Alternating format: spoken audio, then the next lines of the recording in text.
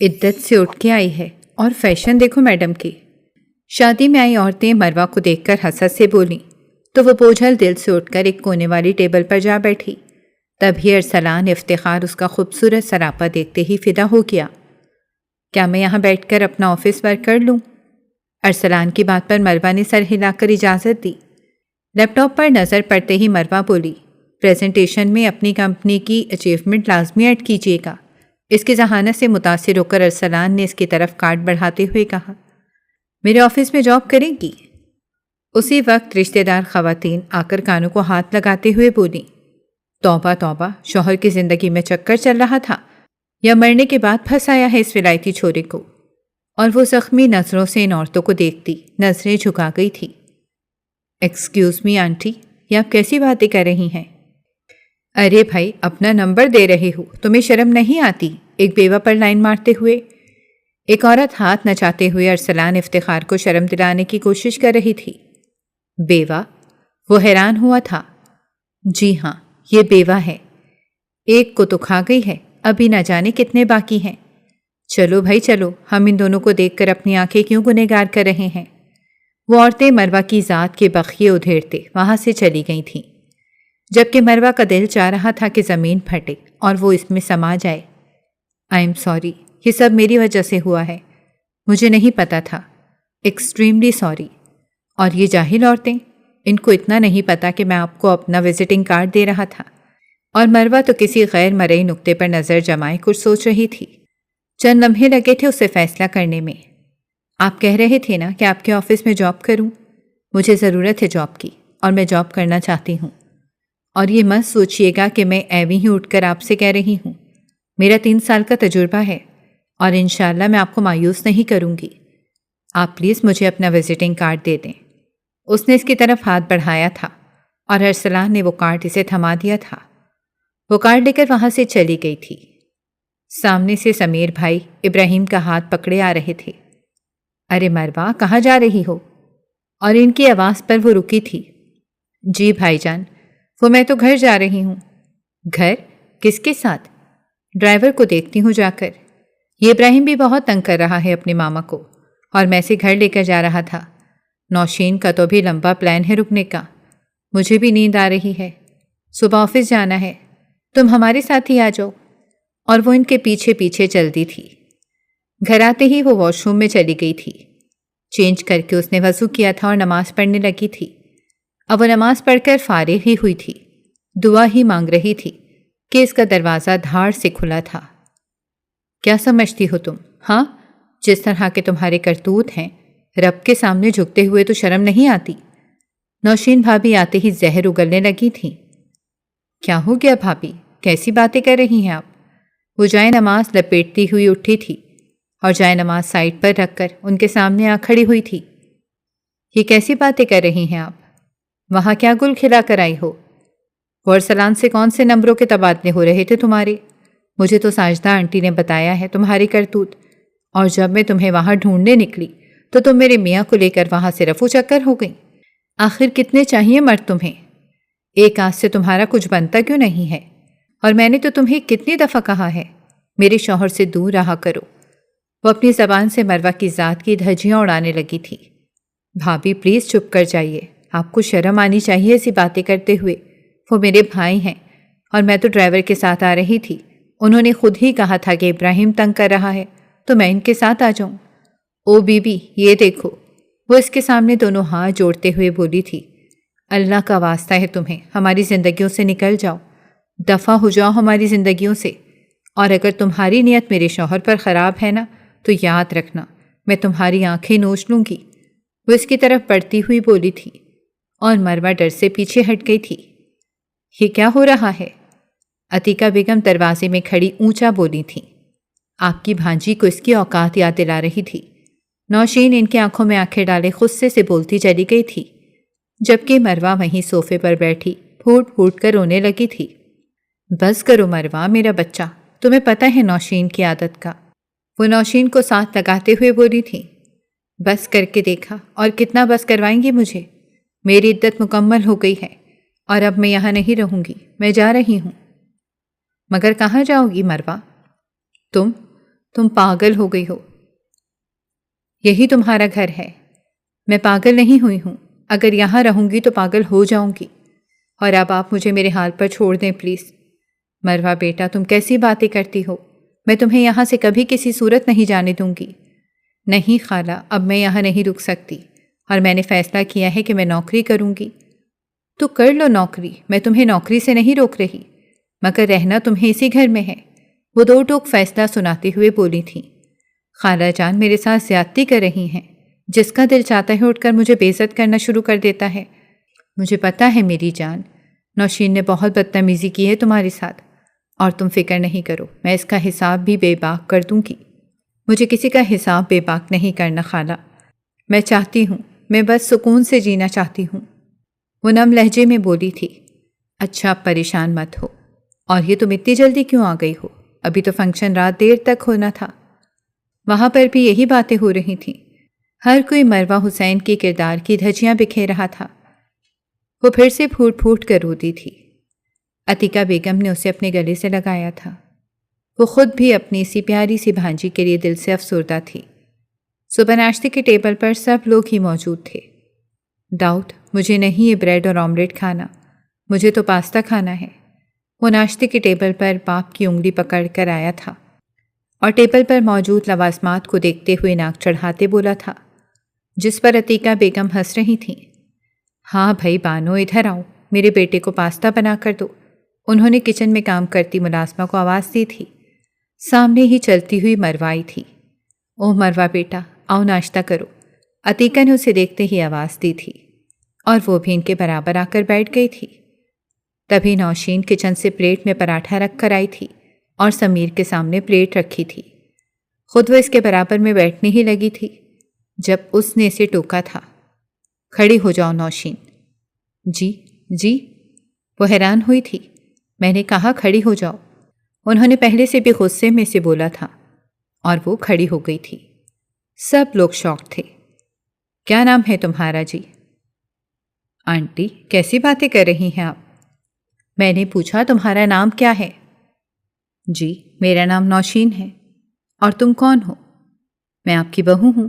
تو بیٹا آپ میری بہو ہیں، میری ساس یا میری ماں نہیں ہیں، نہ اس گھر کی ابھی مالکن بنی ہے۔ اس گھر کی مالکن بننے کے لیے مجھے مرنا ہوگا، تبھی تم مالکن بنو گی۔ اور تم رات اس سے کیا باتیں کر رہی تھی؟ تم جانتی نہیں ہو مروہ میری صرف بہو نہیں، میری بیٹی بھی ہے۔ اور جو بےہودہ الفاظ تم نے استعمال کیے ہیں ابھی اور اسی وقت، نوشین میرے سامنے مروہ سے معافی مانگو، وہ بھی دونوں ہاتھ جوڑ کر۔ عتیقہ بیگم تو آج شیرنی بنی پھپر رہی تھیں۔ مگر آنٹی، میں نے ایسا کچھ بھی نہیں کہا کہ اس پر میں معافی مانگوں۔ میں نے کہا معافی مانگو، وہ قدرے اونچی آواز میں دھاڑی تھی، اور نوشین نے ڈرتے ڈرتے فوراً ہی مروہ سے معافی مانگ لی تھی، اور مروہ نے فوراً اٹس اوکے بھابھی بول دیا تھا۔ نوشین بیٹھنے لگی تھی جب عتیقہ نے پھر سے اسے پکارا تھا۔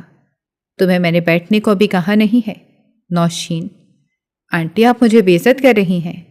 جی ہاں بالکل، میں آپ کو بے عزت کر رہی ہوں۔ اگر آپ اس بات کو سمجھ جائیں تو بہتر ہے۔ اور ایک بات اور، یہ جو جس کے پہلو میں تم بیٹھی ہو نا، وہ تم، یہ میرا بیٹا ہے، اور میرا اتنا فرما بردار تو ہے، اگر میں اسے آدھی زبان سے کہوں گی تو یہ میری بات ضرور مانے گا۔ اگر میں نے کرنی ہوتی مروہ کی شادی اس سے تو کب کی کر دیتی، مگر غلط فیصلے مجھے پتہ ہے ایک نہیں کئی زندگیاں اجاڑتے ہیں، اور میں کوئی غلط فیصلہ کر کے مروہ کے ساتھ ساتھ تم لوگوں کی زندگی خراب نہیں کرنا چاہتی، ورنہ مجھے کون روک سکتا تھا۔ اور آئندہ ان دونوں کے کردار پر کیچڑ مت اچھالنا، ورنہ میں تمہاری زبان گدی سے کھینچ لوں گی۔ اب بیٹھو اور چپ چاپ ناشتہ کرو۔ بانو، ابراہیم کے لیے پاستا بنا ہے کہ نہیں؟ جی بیگم صاحبہ بنا رہی ہوں۔ بانو بیچاری دوڑتی ہوئی آئی تھی اور ان کے سامنے کھڑی ہو گئی تھی۔ تو پھر جا کر بناؤ نا، میرے سر پر کیا کھڑی ہو گئی ہو؟ عتیقہ بیگم آج کافی غصے میں تھی، رات سے ان کا موڈ بہت خراب تھا۔ وہ ہمیشہ سے اپنی بہوؤں کی عزت کرنے والی خاتون تھیں، مگر رات انہوں نے جو نوشین کے الفاظ سنے تھے اس پر نوشین کی عزت افزائی کرنا بنتا تھا۔ نوشین وہاں سے اٹھ کر جانے لگی تھی جب انہوں نے دوبارہ پکارا تھا۔ نوشین، تمہیں میرے گھر کے مینرز کا نہیں پتہ، میں نے تمہیں اجازت دی ہے کہ تم ناشتہ چھوڑ کر بیچ سے اٹھ جاؤ، واپس بیٹھو، ناشتہ ختم کرو۔ اور نوشین ضبط کرتی بیچاری بیٹھ گئی تھی۔ جبکہ مروہ سہمی ہوئی یہ سب دیکھ رہی تھی۔ پاستا کیا ہے ابراہیم؟ انہوں نے اب پوتے کو پکارا تھا۔ ابراہیم جو موبائل پر گیم میں گم تھا، اس نے نظریں اٹھائی تھیں۔ اوہ شکریہ دادو، آئی love you my Dadu, great. وہ دادو کی محبت میں نعرہ لگاتا پاستے پر جھک گیا۔ پاستا کھانے لگا تھا۔ اور مروہ تم کیا کہہ رہی تھی؟ تم نوکری کرنا چاہتی ہو؟ وہ بریڈ پر جیم لگاتی مصروف سے بولی تھی۔ جی خالہ، میں نوکری کرنا چاہتی ہوں۔ تو کہیں اپلائی کیا ہے یا بس صرف سوچا ہی ہے؟ وہ اس کی طرف متوجہ ہوتی بولی تھی۔ اصل میں خالہ، میں کل رات مہندی پر ایک آدمی سے ملی تھی۔ وہ آئی تھنک نتاشا کا کوئی کزن ہے جو ابراڈ سے آیا ہے، اور اس نے یہاں پر اپنی کوئی کمپنی کھولی ہے۔ اس نے مجھے اپنا وزٹنگ کارڈ دیا تھا کہ میں اگر ان کے آفس میں جاب کرنا چاہوں تو کر سکتی ہوں۔ ارے واہ، اس نے تمہیں بنا جانے وزٹنگ کارڈ کیسے دے دیا؟ عتیقہ بیگم حیران ہوئی تھی۔ اصل میں وہ میری ٹیبل پر بیٹھ کر اپنی پریزنٹیشن تیار کر رہے تھے، اور اس کی پریزنٹیشن میں 1-2 ایررز تھے جو میں نے فوراً نوٹس کر لیے۔ اسی بات سے امپریس ہو کر انہوں نے مجھے جاب کی آفر کی ہے، اور مجھے یقین ہے کہ میں وہاں جاب حاصل کرنے میں کامیاب ہو جاؤں گی۔ آپ تو جانتی ہیں نا، نمیر اور میں نے کتنا کام ایک ساتھ کیا ہے۔ اور نمیر کا نام لیتے ہی وہ پھر سے بوجھل سی ہو گئی تھی۔ عتیقہ بیگم نے اس کے سر پر ہاتھ رکھا تھا۔ ہاں میری بیٹی، تم نے بہت اچھا فیصلہ کیا ہے۔ سارا دن روتی رہتی ہو، اچھا ہے تم آج ہی اس کو فون کرو اور اس کے آفس چلی جاؤ۔ جی خالہ، میں ناشتے سے فارغ ہو کر یہی کام کروں گی۔ ارے مروہ، اگر تمہیں جاب کرنی تھی تو اپنے آفس میں کرو۔ بھائی جان جو کب سے صرف ان کی باتیں سن رہے تھے، بولے تھے نہیں بھائی جان، میں وہاں نہیں آ سکتی۔ وہاں آؤں گی تو پھر نمیر کی یادیں مجھے چین نہیں لینے دیں گی۔ وہ بھرائی آواز میں بول رہی تھی۔ چلو ٹھیک ہے، جیسے تمہاری مرضی۔ اچھا ہے، ماحول بدلے گا تو تمہارا دھیان بھی بٹا رہے گا۔ چلیں ٹھیک ہے ماما، میں چلتا ہوں۔ بائے ابراہیم۔ وہ ابراہیم کو اللہ حافظ کرتا چلا گیا تھا، جبکہ اپنے پھولے منہ والی بیوی کی طرف اس نے دیکھا تک نہیں تھا۔ ناشتہ کر لیا؟ اب میں جا سکتی ہوں یا ابھی بھی بیٹھنے؟ وہ منہ پھلائے بولی تھی۔ ہاں، اگر کر لیا ہے ناشتہ تو یہ برتن سمیٹو، پھر جانا اپنے کمرے میں۔ اور وہ غصے سے برتن سمیٹنے لگی تھی، جبکہ مروہ اور عتیقہ بیگم ناشتے کی ٹیبل سے اٹھ کر لاؤنج میں آ کر بیٹھ گئی تھیں۔ تم ایسا کرو، وہ وزٹنگ کارڈ لے کر آؤ اور کال کرو۔ وہ اٹھ کر کمرے میں چلی گئی تھی۔ اس نے وہ وزٹنگ کارڈ لیا تھا اور باہر آ کر خالہ کے سامنے بیٹھ کر کال کی تھی۔ السلام علیکم، کیسے ہیں آپ؟ میں مروہ حسین بول رہی ہوں۔ کل رات آپ نے مجھے اپنا وزٹنگ کارڈ دیا تھا۔ او اچھا، کیسی ہیں آپ؟ سوری، میں نے آپ کو پہچانا نہیں تھا۔ It's okay. وہ اصل میں پوچھنا چاہ رہی تھی کہ میں جاب کے لیے کیسے اپلائی کر سکتی ہوں، یا پھر کیا کرائیٹیریا ہے؟ ارے آپ کو اپلائی کرنے کی ضرورت نہیں ہے، آپ کی نوکری پکی ہے۔ اصل میں نے نیا بزنس کھولا ہے نا، تو یہاں پر کافی سیٹس ابھی خالی ہیں، اور مجھے ہونہار اور ایماندار لوگوں کی بہت ضرورت ہے۔ امید ہے آپ ہماری امیدوں پر پورا اتریں گی۔ وہ پروفیشنل لہجے میں بولتا مروہ کو سکون کا سانس لینے پر مجبور کر گیا تھا۔ مروہ نے فون اسپیکر پر ڈالا ہوا تھا۔ عتیقہ بیگم ساری باتیں سن رہی تھیں۔ چلیں ٹھیک ہے سر، پھر میں کل آ جاؤں گی۔ کل کیوں؟ آپ آج ہی آ جائیں۔ ابھی 9:30 ہوئے ہیں، ہمارے آفس کی ٹائمنگ 10 بجے ہے۔ میں آپ کو لوکیشن سینڈ کر دیتا ہوں۔ عتیقہ بیگم نے اشارہ کیا تھا کہ وہ ان کے ساتھ آئیں گی۔ اصل میں آج میرا فرسٹ ڈے ہے تو میری خالہ میرے ساتھ آنا چاہیں گی۔ آئی ہوپ آپ کو مسئلہ نہیں ہوگا۔ ارے نہیں، مجھے کوئی مسئلہ نہیں ہے، آپ اپنی خالہ کو لے آئیں، بلکہ عتیقہ آنٹی سے تو میں خود بھی ملنا چاہتا تھا۔ اور اس بات پر عتیقہ بیگم مسکراتی تھیں۔ مروہ نے فون کاٹ دیا تھا۔ تھوڑی دیر بعد تیار ہو کر وہ دونوں خالہ اور بھانجی لوکیشن پر پہنچ گئی تھیں۔ ارے عتیقہ آنٹی، کیسی ہیں آپ؟ ان کو دیکھتے ہی خوش دلی سے کھڑا ہوتا ان کا استقبال کرنے کے لیے آگے بڑھا تھا۔ بڑی جلدی نہیں یاد آ گئی تمہیں اپنی عتیقہ آنٹی کی؟ I am so sorry. آپ کو پتہ ہے میں نے یہاں نیا بزنس لانچ کیا ہے، اور ماما مجھے روز ڈانٹتی ہیں۔ اب میں نے وعدہ کیا تھا کہ میں آپ سے ملنے ضرور آؤں گا، مگر نہیں آ سکا۔ اور اس رات پتہ ہے میں مہندی کے فنکشن پر صرف آپ کے لیے گیا تھا، مگر آپ آئے ہی نہیں۔ اب غلطی تو آپ کی ہوئی نا۔ وہ جلدی صفائی دیتا بولا تھا۔ ہاں بھائی، آج کل کے بچے کہاں اپنی غلطی مانتے ہیں۔ عتیقہ بیگم اس کے سر پر پیار دیتی سامنے صوفے پر بیٹھ گئی تھیں۔ اچھا، یہ میری بھانجی ہے مروہ، میرے نمیر کی بیوی، جو اب اللہ کی رضا سے اس دنیا میں نہیں ہے۔ میں نے سوچا پہلا دن ہوگا اس کا آفس میں، تو مجھے خود آ کر آفس کا ماحول وغیرہ دیکھنا چاہیے۔ جی جی آنٹی، آپ نے بہت اچھا کیا۔ ارسلان نے ان کے لیے کافی آرڈر کی تھی۔ تھوڑی دیر بعد کافی آ گئی تھی اور کافی پی کر وہ اٹھ کر چلی گئی تھیں، جبکہ ارسلان نے مروہ کو اس کا کام سمجھا دیا تھا اور مروہ اپنی کیبن میں چلی گئی تھی۔ آج پہلا دن تھا، اتنا زیادہ کام نہیں تھا، تو وہ بور ہی ہوتی رہی تھی۔ شام کو ڈرائیور کے ساتھ واپس آ گئی تھی۔ کیسا رہا پہلا دن؟ عتیقہ بیگم اسے دیکھتے بول رہی تھی۔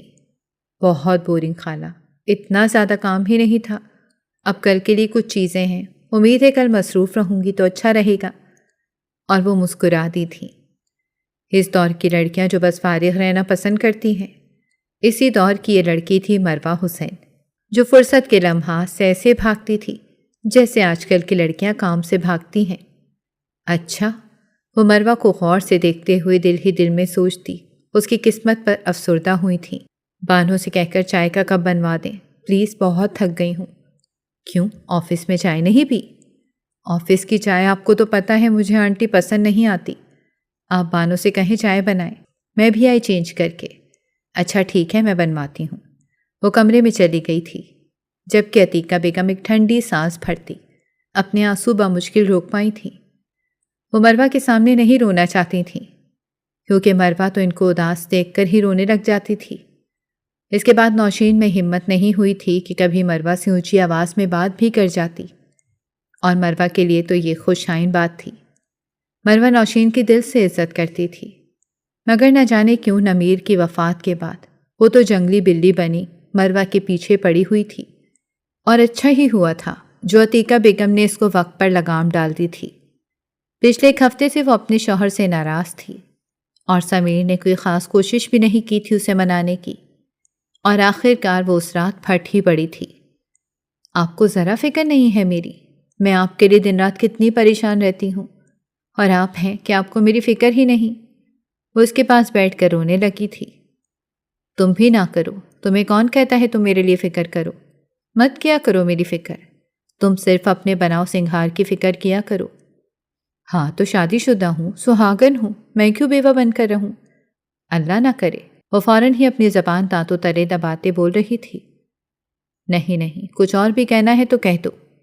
سمیر، آپ کو ذرا بھی احساس نہیں میرا؟ آپ کے سامنے آنٹی نے مجھے اتنا برا بھلا کہا، اور میری جان جو آپ نے مروہ کے ساتھ کیا وہ تمہیں ذرا بھی شرم نہ آئی اس بیچاری بچی کو برا بھلا کہتے ہوئے؟ وہ کتنے بڑے دکھ سے گزر رہی ہے، اور تم بجائے اس کے زخموں پر مرہم رکھو تم نمک چھڑکنے لگ گئی ہو۔ مجھے تو شرم آ رہی ہے سوچ کر ہی کہ میری بیوی میری بھابھی سے کیسی باتیں کرتی رہی ہے، بلکہ تمہیں معافی مانگنی چاہیے تھی مجھ سے، جس کے کردار پر کیچڑ اچھالا ہے۔ کیا تمہیں مجھ پر اعتبار نہیں ہے؟ میں نے خود اس رات مروہ کو اپنے ساتھ آنے کو بولا تھا، وہ تو ڈرائیور کے ساتھ آ رہی تھی، اور رات کے اس پہر وہ ڈرائیور کے ساتھ آتی، یہ مجھے تو بالکل بھی گوارا نہیں تھا۔ وہ میری بھابھی بعد میں اور میری بہن پہلے ہے۔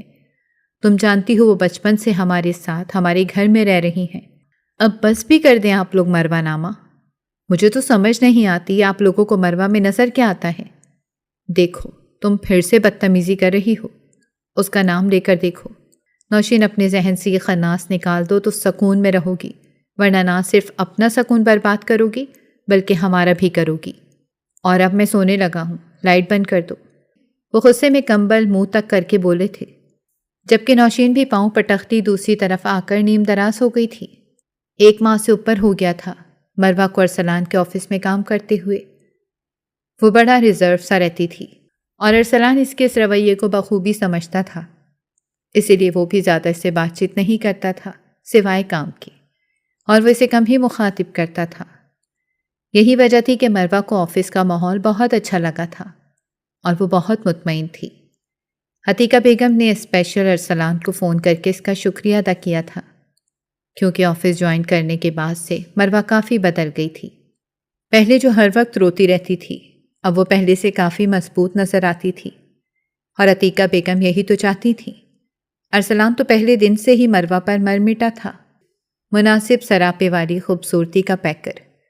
مروہ اس کے دل میں کب کی کھپ سی گئی تھی، مگر اس دن عورتوں نے آ کر جیسی باتیں ارسلان کے سامنے کی تھیں وہ خود بھی شرمندہ سا ہو کر رہ گیا تھا۔ اس کی وجہ سے مروہ کو کتنی بری باتیں سننا پڑی تھیں، اور نہ جانے اور بھی کیا کچھ وہ سہتی ہوگی۔ اسے پاکستان کے اس دوغلے نظریے پر سخت غصہ آیا تھا، اور اس نے اپنی اماں سے بھی اس بارے میں لمبی بحث کی تھی۔ کیا ماما، کیا ایک بیوہ کو جینے کا کوئی حق نہیں ہے؟ وہ عورتیں کیسی گھٹیا الفاظ میں آ کر بات کر رہی تھیں۔ میرا دل چاہ رہا تھا اٹھ کر ان کا منہ توڑ دوں۔ اگر وہ عورتیں نہ ہوتیں تو میں ان کا منہ توڑ ہی دیتا۔ اس بات پر سریا بیگم ہنسی تھیں۔ بیٹا، مرد ایسی باتیں نہیں کرتے، یہ پاکستانی عورتیں ہی ہیں جو اس طرح کی باتیں کرتی ہیں۔ جی ماما، بالکل۔ اور آپ کے پاکستان کی سب سے بری بات مجھے یہی لگی ہے، جب بھی اس کا لڑائی کا موڈ ہوتا وہ پاکستان کے لیے ایسے ہی بولتا تھا۔ تو کیا یہ میرا پاکستان ہے، تمہارا پاکستان نہیں ہے؟ وہ اسے فوراً ٹوک گئی تھیں۔ پاکستان تو یہ ہم سب کا ہی ہے، لیکن یہاں کے لوگ بہت برے ہیں۔ بیٹا، ہر جگہ ہر طرح کے لوگ ہوتے ہیں، تم لوگوں کی وجہ سے میرے وطن عزیز کو جج نہیں کر سکتے۔ پھولوں کے ساتھ کانٹے تو پھر ہوتے ہیں نا۔ جی جی ماما، یہ بات تو آپ نے خوب کہی، اور مروہ بالکل ایک پھول ہی تو ہے، وہ آہستہ سے بولا تھا، جبکہ سریا بیگم نے فون کے دوسری طرف ہی بیٹے کو گھورا تھا۔ کیا کہا تم نے؟ کچھ نہیں ماما۔ نہیں، میں نے سن لیا ہے۔ ارسلان، مجھے دال میں کچھ کالا لگ رہا ہے۔ دال میں کچھ کالا نہیں ہے ماما، یہاں دال پوری ہی کالی ہے۔ کیا مطلب؟ ماما، وہ مجھے اچھی لگتی ہے اور بے حد لگتی ہے۔ وہ مسکراتا ہوا ماں کو اپنے دل کی بات بتانے لگا تھا۔ تو کیا یہ بات تم نے اس سے کہی؟ ارے توبہ کریں، کام کے علاوہ وہ کوئی دوسری بات سنتی نہیں ہے، اور میں نے بھی اس سے پھر کوئی بات نہیں کی۔ اس کے حالات آپ کو پتہ ہیں، پہلے ہی ایسے ہیں، وہ بڑی ریزرو سی ہو چکی ہے۔ لو جی، ایک لڑکی سے تم اظہار محبت نہیں کر سکے، ویسے بڑی بڑی باتیں کرتے ہو۔ ماما، اظہار محبت سے کیا ہوتا ہے؟ آپ نے ہمیشہ ہی تو کہا ہے لڑکیوں کے ساتھ ٹائم پاس اچھے لڑکوں کا کام نہیں ہے۔ لڑکے وہی اچھے ہوتے ہیں جو جس سے محبت کریں، اس کو بیان لیں، اور آپ سے یہ بات کر تو رہا ہوں۔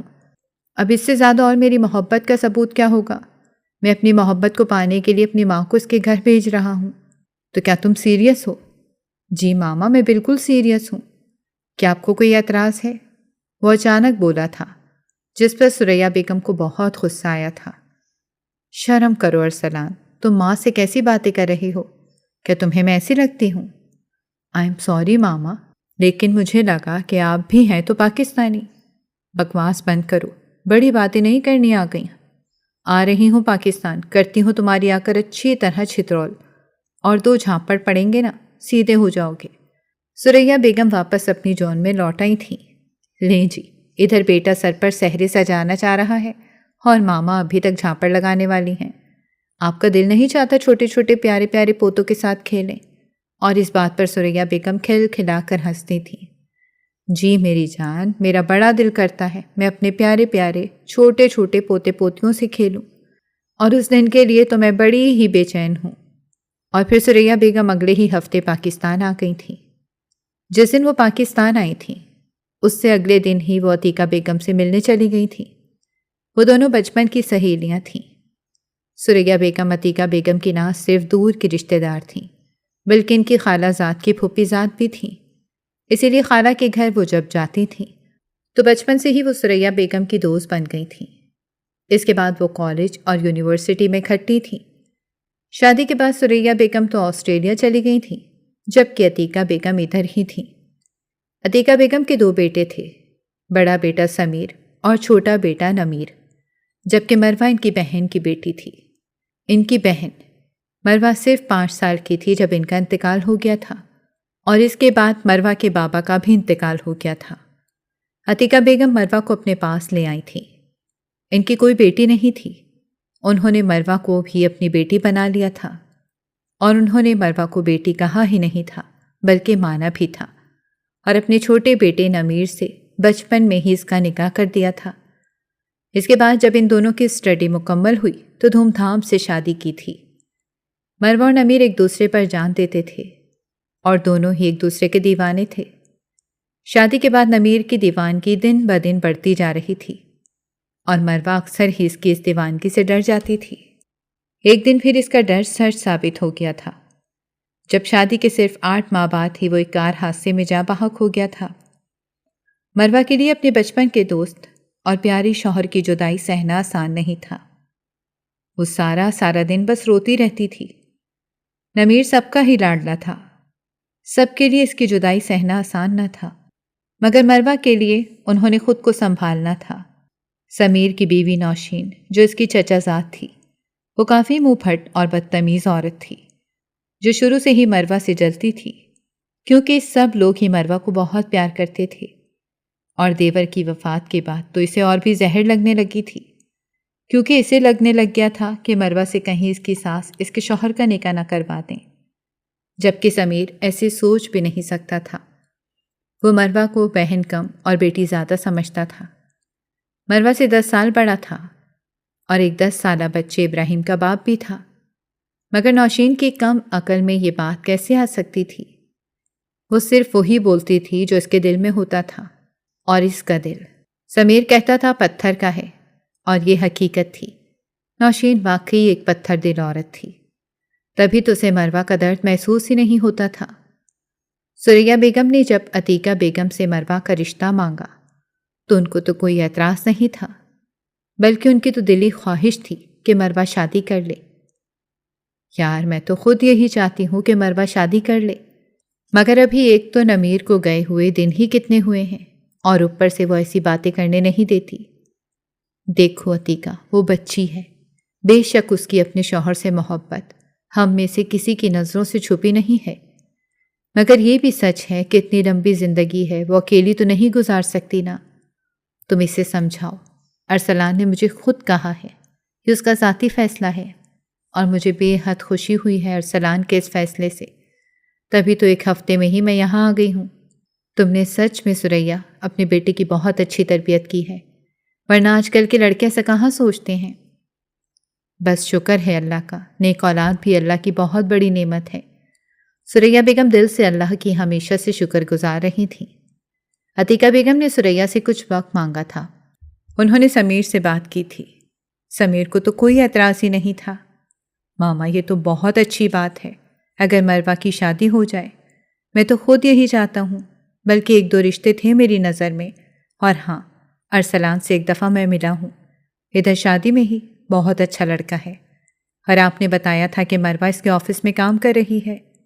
ہاں، اسی کے آفس میں کام کر رہی ہے۔ ارسلان نے خود پروپوزل بھیجا ہے، اور یہ خوش آئند بات ہے۔ یہ تو بہت اچھی بات ہے ماما، آپ بس مروہ سے بات کریں اور رشتہ پکا کریں۔ میری دلی خواہش ہے کہ میں مروہ کو بسا ہوا دیکھوں۔ ہاں، بس اب دعا کرو وہ مان جائے۔ اور عتیقہ بیگم کو مروہ کے ماننے کا ذرا سا بھی یقین نہیں تھا، اور یہی ہوا تھا جس کا ڈر تھا۔ مروہ تو سنتے ہی پاگل ہو گئی تھی۔ اس نے تو صاف انکار کر دیا تھا، اور غصے میں اپنے کمرے میں بند ہو گئی تھی۔ مروہ رات بھر روتی رہی تھی، وہ ناشتے کے ٹیبل پر بھی نہیں آئی تھی۔ ملازمہ 2-3 بار اس کے کمرے میں گئی تھی۔ اس نے ملازمہ کو بدتمیزی کر کے بھگا دیا تھا، اور پھر عتیقہ بیگم خود اس کے کمرے میں آئی تھی۔ وہ ابھی تک کمبل میں سو رہی تھی۔ وہ پیار سے اس کے پاس آ کر بیٹھ گئی تھی۔ کیا مجھ سے ناراض ہو؟ انہوں نے پیار سے پوچھا تھا۔ بات مت کریں مجھ سے، وہ یوں ہی کمبل میں منہ دیے ہوئے بولی تھی۔ اپنی ماں سے بھی بھلا کوئی اس طرح ناراض ہوتا ہے؟ عتیقہ بیگم اس کے چہرے کو اپنی طرف موڑتے بولی تھی۔ آپ میری ماما نہیں ہیں، آپ میری صرف خالہ ہی ہیں، ورنہ آپ کبھی میرے لیے اتنی سخت باتیں نہ کرتی۔ اور پھر سے رونے لگ گئی تھی۔ اگر تمہاری ماما ہوتی تو ان کا بھی یہی فیصلہ ہوتا۔ خالہ، مجھے پتہ ہے آپ میرے بھلے کے لیے کہہ رہی ہیں، میں آپ کی محبت پر شک نہیں کر رہی۔ میں برملا سب سے کہتی ہوں کہ میری خالہ ہی میری ماما ہیں، اور بھائی جان، ان کی محبت کی بھی میں ہمیشہ سے مشکور ہوں۔ انہوں نے نمیر سے بڑھ کر مجھے چاہا ہے، وہ اپنے بچوں کی طرح مجھے ٹریٹ کرتے ہیں۔ مجھے آپ لوگوں کی محبتوں پر بالکل بھی شک نہیں ہے، مگر یہ شادی مجھ سے نہیں ہوگی۔ میں نمیر کو بھلا نہیں سکتی۔ تو میری جان، تمہیں بھولنے کو کون کہہ رہا ہے؟ وہ ہمیشہ ہمارے دلوں میں زندہ رہے گا، ہم میں سے کوئی بھی اسے بھولے گا نہیں، مگر یہ زندگی ہے، اور زندگی میں آگے بڑھ جانے میں ہی بہتری ہے۔ کیا چاہتی ہیں آپ کہ دل میں میرے کوئی اور ہو اور میں کسی اور سے شادی کر لوں؟ اپنے ساتھ ساتھ میں ایسے بھی دھوکہ دوں؟ مجھ سے یہ نہیں ہوگا۔ وہ تمہاری نمیر سے محبت کے بارے میں بھی جانتا ہے اور باقی بھی تمہارے بارے میں وہ سب کچھ جانتا ہے۔ ارسلان نے سب کچھ جاننے کے باوجود اگر تمہارے لیے پروپوزل بھیجا ہے تو بیٹا اس میں کوئی اللہ کی بہتری ہوگی۔ اور اب اٹھ جاؤ، صبح صبح رونے دھونے بیٹھ گئی ہو، فریش ہو کے آ جاؤ، ناشتہ کرو اور پھر آفس نہیں جانا۔ نہیں جانا اس گھٹیا شخص کے آفس میں قدم بھی نہیں رکھوں گی۔ پاگل ہو گئی ہو، یہ کیسی باتیں کر رہی ہو؟ جی خالہ میں بالکل ٹھیک کہہ رہی ہوں، اور میں نے اب اس کے آفس نہیں جانا، میں نے سوچ لیا ہے۔ اچھا ٹھیک ہے، آ جاؤ، ناشتہ تو کرو۔ ناشتہ وہ جیسے ہی کر کے فارغ ہوئی تھی، سمیر اس کے پاس ٹیبل پر آیا تھا۔ مروہ نے کر لیا ناشتہ؟ جی کر لیا بھائی جان، آپ آفس نہیں گئے؟ نہیں، میں آفس نہیں گیا، مجھے تم سے بات کرنی تھی۔ ماما نے مجھے بتایا ہے کہ انہوں نے تم سے بات کی ہے اور تمہارا رد عمل بھی انہوں نے بتایا۔ تو کیا مروہ تم ہمیں اپنی فیملی نہیں سمجھتی ہو؟ ہمیں اپنے سسرال والے سمجھتی ہو جو تم پر ظلم کر رہے ہیں؟ کیسی باتیں کر رہے ہیں بھائی جان آپ؟ وہ سٹ پٹا کر ان کی طرف دیکھتے ہوئے بولی تھی۔ وہ اس وقت ناشتے کی ٹیبل پر ہی بیٹھے تھے۔ نوشین بھی کچن سے نکل کر ناشتے کی ٹیبل پر آ گئی تھی۔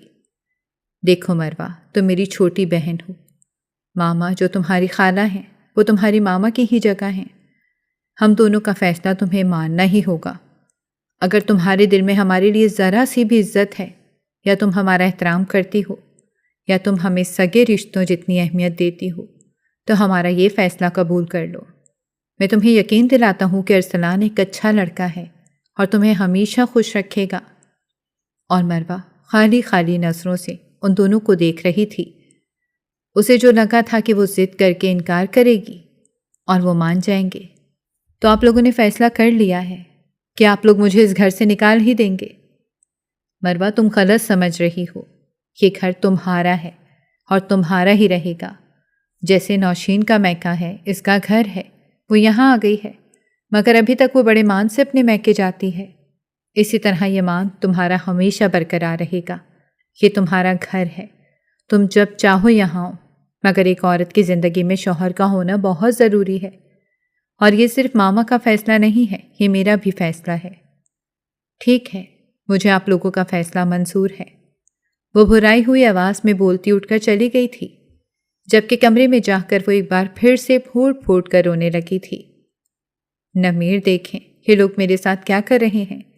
یہ لوگ مجھے اس گھر سے نکالنا چاہتے ہیں۔ تو ٹھیک ہے، میں بھی چلی جاؤں گی اس گھر سے اور پلٹ کر کبھی واپس نہیں آؤں گی۔ وہ نمیر کی تصویر کو سینے سے لگائے بلک بلک کر رونے لگی تھی۔ دوپہر 2 بجے کے قریب عتیقہ بیگم پھر سے اس کے کمرے میں آئی تھیں۔ وہ جانتی تھی وہ دکھی ہے، اسی لیے انہوں نے اسے اکیلے رہنے دیا تھا۔ کیا کر رہی ہو؟ وہ صوفے پر بیٹھی کوئی کتاب پڑھ رہی تھی جب وہ اس کے پاس آ کر بیٹھ گئی تھی، اور مروہ نے ان کی بات کا جواب دینے کے بجائے منہ موڑ لیا تھا۔ مجھے پتا ہے تم مجھ سے ناراض ہو، مگر میرا فیصلہ تمہارے لیے برا نہیں ہے۔ اچھا، میں تمہیں بتانے آئی تھی کہ سریا کو میں نے آج بلا لیا ہے، وہ آ رہی ہے، تو تم اس سے ملنے آ جانا اور ذرا اچھا سا تیار ہو کر آنا۔ وہ کوئی رسم کرنا چاہ رہی ہیں۔ خالہ میں نے کوئی رسم نہیں کرنی پلیز، وہ بمشکل اپنے آنسوؤں پر قابو پاتی بولی تھی۔ تو انہوں نے اسے اپنے ساتھ لگا لیا تھا اور مروہ پھر سے رونے لگی تھی، اور اب کی بار عتیقہ بیگم بھی رو رہی تھی۔ اپنے بیٹے کی بیوہ کو بیانہ آسان تو نہیں تھا۔ وہ اپنی ایک ایک سانس کے ساتھ نمیر کو یاد کرتی تھی۔ جس تکلیف سے گزر رہی تھی یہ صرف وہی جانتی تھی، مگر مروہ کے لیے انہوں نے یہ کڑوا گھونٹ بھرا تھا، اور سریا بیگم خود بھی جانتی تھی سچویشن کو، اسی لیے انہوں نے سادگی سے ہی 1 ہفتے بعد نکاح رکھ لیا تھا۔ نکاح میں شرکت کے لیے صرف چند مہمان ہی آئے تھے۔ مروہ نے جان بوجھ کر نکاح کے لیے سفید لباس کا انتخاب کیا تھا۔ عتیقہ بیگم نے اسے ٹوکا تھا، مگر خالہ بیواؤں پر یہی رنگ جچتا ہے، اللہ نہ کرے اللہ تمہیں ہمیشہ سہاگن رکھے۔ انہوں نے اس کا ماتھا چوما تھا، اور پھر نکاح کر کے وہ ارسلان افتخار کے سنگ رخصت ہو کر اس کے گھر آ گئی تھی۔ اس کا دل اس کی نظروں کی طرح بالکل خالی تھا۔ سریا بیگم اسے کمرے میں چھوڑنے آئی تھیں۔ کمرہ بالکل ہی ایسے ہی سجایا ہوا تھا جیسے ایک دلہن کے استقبال کے لیے سجایا جاتا ہے۔ وہ مروہ کو ڈھیروں دعائیں دیتی، اس کا ماتھا چومتی چلی گئی تھی۔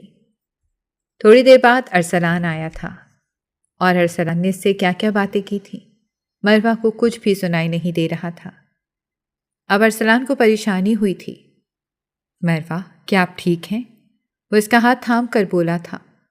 ہاں جی جی۔ وہ اچانک چونکی تھی۔ کیا ٹھیک ہیں آپ؟ ہاں میں ٹھیک ہوں، مجھے کیا ہونا ہے؟ اچھا آپ چینج کر لیں، تھک گئی ہوں گی۔ اور مروہ فوراً بیڈ سے اتر گئی تھی اور چینج کر کے وہ بیڈ کے ایک طرف آ کر لیٹ گئی تھی۔ اس کے نکلتے ہی ارسلان واش روم میں گیا تھا، اور جب وہ واپس آیا تو مروہ سو گئی تھی، یا پھر شاید سوتی بن گئی تھی، مگر ارسلان نے اسے ڈسٹرب نہیں کیا تھا۔ اگلے دن ان کا ولیمہ تھا۔ ولیمہ نہایت دھوم دھام سے رکھا گیا تھا۔ مروہ نے ولیمہ بھی بہت بجھے دل کے ساتھ ہی اٹینڈ کیا تھا۔ مروہ بہت چپ چپ سی رہنے لگی تھی۔ ثریا بیگم تو واپس اپنی فیملی کے ساتھ آسٹریلیا چلی گئی تھیں۔ ان کی فیملی برسوں سے آسٹریلیا میں ہی رہتی آ رہی تھی۔ ثریا بیگم کے 2 بیٹے اور 1 بیٹی تھی۔ بیٹا اور بیٹی ادھر ہی شادی شدہ بال بچے والے تھے، اور ان کے شوہر افتخار بھائی بھی ادھر آسٹریلیا میں ہی ہوتے تھے۔ ان کا اپنا وہاں بزنس تھا۔ ثریا بیگم کی خواہش پر ہی ارسلان نے پاکستان میں آ کر بزنس کیا تھا، کیونکہ وہ چاہتی تھی کہ وہ واپس پاکستان جائیں، اور ان کی شروع سے خواہش تھی کہ وہ اپنے بیٹے کی شادی پاکستان میں کریں، اور ارسلان نے اپنی ماں کی یہ خواہش پوری کر دی تھی۔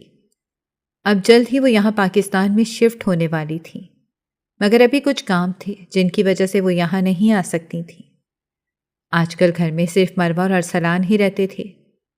مروہ بالکل چپ چپ سی رہنے لگی تھی۔ وہ ارسلان سے بھی کوئی بات نہیں کرتی تھی۔ ارسلان کے سارے کام پہلے کی طرح ملازمہ ہی کرتی تھی۔ مروہ آؤ، ناشتہ کر لیں۔ مروہ جو پھولوں کو پانی دے رہی تھی، ارسلان کی آواز پر چونکی تھی۔ میں نے ناشتہ کر لیا ہے، آپ جا کر کر لیں۔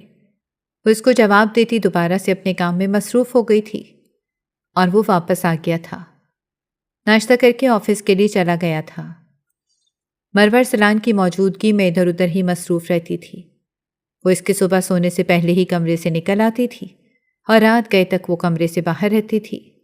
نہ جانے ٹی وی پر وہ کون کون سے پروگرام اتنی محبت سے دیکھتی تھی کہ ارسلان کو اسے ڈسٹرب کرنا برا لگتا تھا، اور پھر وہ ٹھنڈی سانس بھرتا کمرے میں جا کر سو جاتا تھا۔ شام کو جب وہ آفس سے آتا تھا تب بھی وہ ادھر ادھر کے کاموں میں مصروف رہتی تھی۔ ان کی شادی کو 1 مہینے سے اوپر ہو گیا تھا، مگر آج تک نہ ارسلان کے ساتھ اس نے بیٹھ کر ناشتہ کیا تھا اور نہ ہی ڈنر کیا تھا۔ دوپہر کو تو ارسلان ویسے بھی آفس میں ہی کھانا کھاتا تھا۔ ایک اتوار والے دن وہ گھر پر ہوتا تھا، اور اس دن مروہ ملازمہ کے ساتھ مل کر صفائیوں میں مصروف ہو جاتی تھی۔ اس دن وہ 7 بجے آفس چلا گیا تھا اور تقریباً 11 بجے واپس بھی آ گیا تھا۔ آتے ہی وہ کمرے میں چلا گیا تھا۔ مروہ کو حیرت ہوئی تھی، وہ اس ٹائم کبھی نہیں آیا تھا، مگر وہ سر چھٹکتی کمرے سے نکل آئی تھی، اور لاؤنج میں آ کر اس نے ٹی وی آن کر لیا تھا۔ تھوڑی دیر بعد وہ دوبارہ کمرے سے نکلا تھا۔ مروہ، میرے کپڑے کہاں ہیں؟ ایک بھی ڈھنگ کا سوٹ نہیں ہے وارڈروب میں، اور جو ہیں وہ پہننے کے بالکل بھی قابل نہیں ہیں۔ میرے ابراڈ سے کچھ کلائنٹس آئے ہوئے ہیں، 12 بجے میری میٹنگ ہے، اور اس شرٹ کا حال دیکھو۔ آفس میں نوید چاچو سے میرے اوپر چائے گر گئی تھی۔ اس نے اپنے آفس میں کام کرنے والے ملازم کا نام لیا تھا۔ اب مجھے بتاؤ میں میٹنگ میں کیا پہن کر جاؤں، اور میری وارڈروب کا حال کیا ہوا پڑا ہے؟ مجھے نہیں پتا آپ کی وارڈروب کا، آپ کے سارے کام تو ملازمہ دیکھتی ہے نا۔ وہ ٹھنڈی سانس بھرتا واپس کمرے میں آ گیا تھا، اور مروہ کو بلا وجہ شرمندگی نے آ گھیرا تھا۔ آپ سائڈ پر ہو، میں دیکھتی ہوں کچھ۔ وہ اس کے پیچھے آ کر بولی تھی۔ ہاں پلیز دیکھو۔ وہ ڈھیروں شرٹس ہاتھ میں پکڑے کھڑا تھا، اور مروہ تو حیران رہ گئی اس کی وارڈروب کا حال دیکھ کر، اور اسے شرمندگی بھی ہوئی تھی۔ اصل میں آپ کے وہ سارے کپڑے ملازمہ نے لانڈری کے لیے بھیج دیے ہیں، تو شاید اسی وجہ سے۔ وہ بلا وجہ ہی وضاحت دینے لگی تھی۔ کافی سارے کپڑے نیچے بکھرے پڑے تھے، جبکہ کچھ شرٹس تھیں جو بے ہنگم طریقے سے لٹکی ہوئی تھیں۔ ٹائیاں بھی ساری میکسی پڑی تھیں۔ نہ مجھے یہاں سے کوئی ٹائی مل رہی ہے، نہ مجھے کوئی شرٹ مل رہی ہے۔ پتہ نہیں یہ کیا ہو رہا ہے، وہ خوف زدہ سا بولا تھا۔ مروہ نے ایک گرے پینٹ اور کوٹ نکالا تھا اور بیڈ پر لا کر رکھا تھا۔ پھر اس نے اس کی شرٹس کھنگالنا شروع کی تھی، مگر وہاں تو کچھ نہیں ملا تھا۔ وہ ارسلان کی طرف مڑی تھی اور اس کے ہاتھ سے ایک آسمانی رنگ کی شرٹ نکال کر اس نے کوٹ کے پاس رکھی تھی۔ اس کے بعد وہ ٹائیوں کی طرف مڑی تھی اور ایک گرے کلر کی ٹائی بھی اسے مل گئی تھی، تو اس نے وہ بھی نکال لی تھی۔ آپ جا کر نہا لیں، میں آپ کے کپڑے پریس کرتی ہوں ابھی۔ ہاں ٹھیک ہے، تمہارا بہت شکریہ۔ وہ جلدی سے واش روم چلا گیا تھا اور تقریباً 15 منٹ بعد وہ واپس آئی تھی تو ٹاول لپیٹے بیڈ پر بیٹھا اس کا انتظار کر رہا تھا، اور وہ اسے دیکھ کر فوراً چہرہ موڑ گئی تھی۔ I am sorry. وہ تو مجھے کپڑے ایسے ہی پکڑا دو، وہ پیچھے سے آ کر اس کے سامنے ہاتھ کرتا بولا تھا۔ مروہ نے اس کے ہاتھ پر کپڑے رکھے تھے اور باہر بھاگ گئی تھی۔ اس کے بعد مروہ نے اس کی چیزوں کا خود خیال رکھنا شروع کر دیا تھا۔ اصل میں ارسلان پہلے خود اپنی چیزوں کا خیال رکھتا تھا، مگر اس کے آنے کے بعد وہ اپنی چیزوں سے بالکل لاپرواہ ہو گیا تھا۔ جانتا تھا کہ بے ترتیبی مروہ کو پسند نہیں ہے۔ ایک نہ ایک دن وہ خود ہی اس کی چیزوں میں انٹرسٹ لینے لگے گی، اور ایسا ہی ہوا تھا۔ اس کے بعد ارسلان کو اپنی ہر چیز تیار ملتی تھی، اور ارسلان سمجھ گیا تھا کہ اسے مروہ سے اپنا کام کیسے نکلوانا ہے۔ اس سے اگلے دن اس کے ذہن میں ایک آئیڈیا آیا تھا، اور اس نے فوراً اس پر عمل بھی کر لیا تھا۔ آملیٹ کے اوپر اس نے ڈھیر سارا نمک چھڑک دیا تھا، اور چائے میں اس نے چمچ بھر کے چینی ڈال دی تھی، اور پھر ملازمہ کو بلاتا وہ چلایا تھا، سکینہ بوا، یہ کیا کیا آپ نے؟ یہ اتنا زیادہ نمک، اور چائے ہے تو اس میں چینی کا آپ نے جیسے ٹرک ڈال دیا ہے۔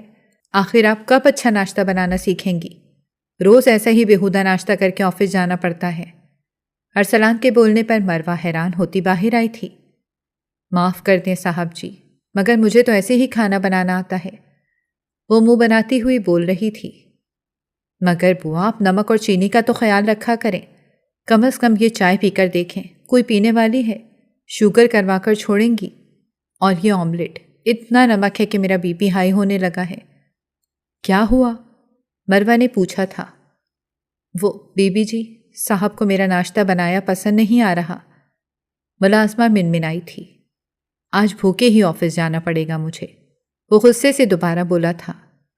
اچھا آپ بیٹھیں، میں آپ کے لیے ناشتہ بنا کر لاتی ہوں۔ عتیقہ بیگم کی ایک عادت تھی، بچوں کو انہوں نے نہ کبھی اسکول ناشتہ کیے بنا جانے دیا تھا اور نہ ہی آفس، اور یہی عادت مروہ میں تھی۔ نہیں نہیں آپ بیٹھیں، میں صرف 2 منٹ میں بنا کر لے آؤں گی۔ اور ایسے ہی ہوا تھا، 2 منٹ میں بنا کر لے آئی، اور وہ اس کے لیے آملیٹ بنا کر لے آئی تھی۔ وہ دوبارہ کچن میں گئی تھی اور چائے کپ میں ڈیل کر لے آئی تھی۔ ارے واہ یار، تم تو بہت اچھا ناشتہ بناتی ہو۔